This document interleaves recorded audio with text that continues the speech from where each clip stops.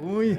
Bom, mas vamos voltar para falar de Niterói. Eu quero falar ainda sobre isso, mas vamos voltar lá para trás. E aí, você lá atrás, me conta. Bom, aí eu sempre sonhava em fazer aquilo, só que não sabia o que era aquilo. Eu sabia que tinha que botar um papel e ficar batendo ali. Uhum. Certo? E eu já nasci dentro desse ambiente, porque quando eu nasci, meus pais moravam em Botafogo. Perfeito. E lá já naquela época, já não tinha mais areia na praia. O mar já tinha feito... Isso foi em 1936. Uhum. E ele tinha um programa de rádio, na Rádio Ipanema, que era onde era o Cassino Atlântico, lá em Copacabana. E eram 4 andares. E o último andar era a Rádio Ipanema. E meu pai me levava quase sempre para pegar sol. Ele fazia o programa às 7 horas da manhã. Eu ia com a babá e com ele. Enquanto ele fazia o programa de rádio, eu ficava no sol. Então eu aprendi a engatinhar e a andar dentro do rádio. Uhum. Então, Rafa, é um negócio que está dentro de mim. Claro. E a minha luta foi que meu pai não sabia disso. Porque quando eu falei para ele que eu queria trabalhar em rádio, o mundo quase que acabou em cima de mim. Não era algo que ele queria? Não. Ele me jogou na cara, e olha que nós éramos amigos da beça, né? Ele disse, você é gago, como é que você vai trabalhar? Falei, eu vou ficar bom. E fiquei. Com o objetivo de trabalhar. Foi. E como é que cura a gagueira, Casaber? A gagueira eu fui curando quando eu comecei a trabalhar em... Bom, primeiro, quando eu comecei a fazer rádio, que eu só podia falar aquilo que eu escrevesse. Uhum. Por quê? Porque eu tinha que dizer assim, amanhã eu vou na casa do Rafinha. Não dá. Eu preciso, na casa do Rafinha amanhã, não dá. Será que dá para o Rafinha me atender amanhã? Será que dá? Aí eu botava, será que dá para o Rafinha me atender amanhã? Você encontrava as frases que eu procurava. Falar. Então, eu não gaguejava quando eu trabalhava, já ajudava. Uhum. Com a minha liberdade de estar... Porque ninguém acreditava que era eu quem escrevia. Porque eu era burro. Eu era mau aluno, repeti 3 anos. Uhum. Então, eles achavam que era o Manuel de Nóbrega que escrevia e botava meu nome para eu ganhar um salário. E essa escrita era o que exatamente, Carlos? Era sketch cômico? Era um sketch cômico. Ah, tá. Perfeito. Que era eu e o Boni. Éramos nós dois. Que o Boni tem minha idade. Uhum. O Boni, por intermédio de minha mãe, chegou ao meu pai,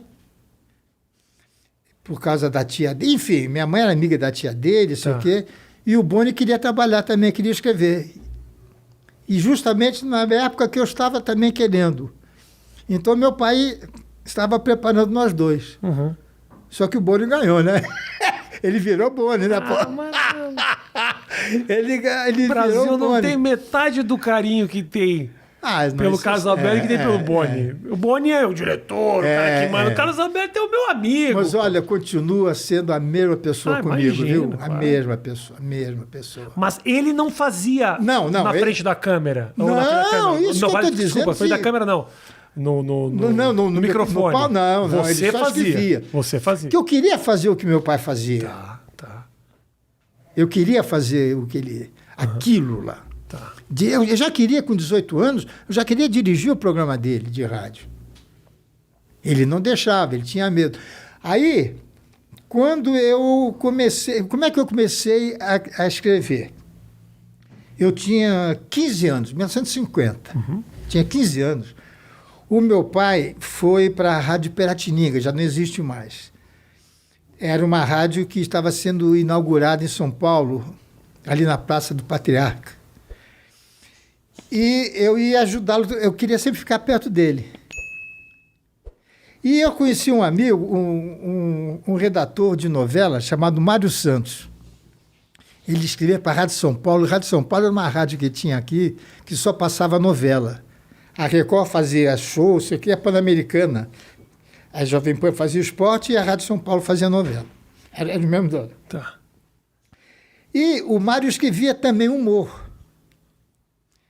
E o Mário, ele era 1 ano mais velho que meu pai. Era o meu melhor, que eu nunca tive amigo da minha idade. Eu não conseguia ter amigo da minha idade. Só na natação, mas não era amigo. Era parceiro. Colega. Cara que fazia revezamento, a gente nadava, campeonato, mas não ia na casa deles. Meus amigos eram sempre os amigos do meu pai. Gozado isso, né? Os meus amigos eram os amigos do meu pai. É loucura. Sua cabeça já era uma cabeça de um senhor. Você já cabeça de senhor, já. O Mário era desquitado. Naquela época, 54, o cara ser desquitado era... Festa, né? E ele me levava para sacanagem. Me levava para a zona. Com 15 anos. Você lembra da sua primeira vez? Lembro. Quantos anos Lembro. Era uma coisa maravilhosa. Antigamente, era um negócio chamado rendezvous. Rendezvous que é hoje o puteiro, né? Era um apartamento ali na Avenida São João, cuja dona era a namorada do Simplício, que trabalhava com meu pai e era muito ligado ao meu pai. Então, meu pai um dia chegou para mim e disse, você vai nesse lugar... Não consigo imaginar o Simplício casado com a dona do puteiro. É o nome do cara, Simplício. Não é um cara que casou com a dona do puteiro, pô. Então, meu pai disse, meu filho, você vai nesse lugar... Olha a mentalidade. Porque eu não quero que você fique se masturbando, porque isso você pode pegar uma tuberculose. Nada como a informação. Olha, então você vai lá... Ele tirou isso, cara? Nada. Aí você vai lá, ela já está te esperando, e quando você tiver vontade, você vai lá. E no fim do mês, o Simplício traz a conta e eu pago. Então, cara, eu com 15 anos, ganhando medalha de natação, eu não queria namorar, eu queria sair com aquela mulherada toda. Pô, eu tava... Era fazer a festa. Fazer a festa. Então, para isso acontecer, o Mário tinha que trabalhar menos, para ter mais tempo de sair comigo. Então, eu comecei a escrever os programas dele, botando o nome dele, cujo diretor era o meu pai. Ou seja, você fazia turno extra para poder transar. Olha como eu gosto. Cara, é focado mesmo. Aumento minha carga horária. Desde que eu possa dar uma bimbadinha. Desde que eu possa dar minha bimbadinha. Então, eu passei a ser importante lá na escola, no Colégio Rio Branco, porque era o cara que ele sabia que transava com 16 anos, 17 anos. Ganhou moral. Porra! Cara nada bem, também sai com as meninas. Porque eu não queria saber bailinho. Nunca fui a bailinho, Rafa. Nunca. Mas também, pra que bailinho? Pra quê? O bailinho é um passo muito atrás do que você estava vivendo já. Então, isso levou mais ou menos... Teve um período de uns 2 anos. Quando eu fiz 17 anos, meu pai foi para a Rádio Nacional, que hoje é Rádio Globo, em 60 e... Eu não me lembrei um ano. Que 60? 56, parece. 56. Que é o Vitor Costa, você já deve ter ouvido falar, nunca ouviu falar? Não, desculpa. O Vitor Costa ele era o presidente da Rádio Nacional do Rio de Janeiro, que é do governo. E ele comprou a Rádio Excelsior e a Rádio Nacional. E meu pai foi trabalhar na Rádio Nacional. Aí eu tive que falar para ele que eu escrevia. Porque eu já estava com 17 anos, eu já estava querendo... Eu já sabia que eu sabia escrever. Tá.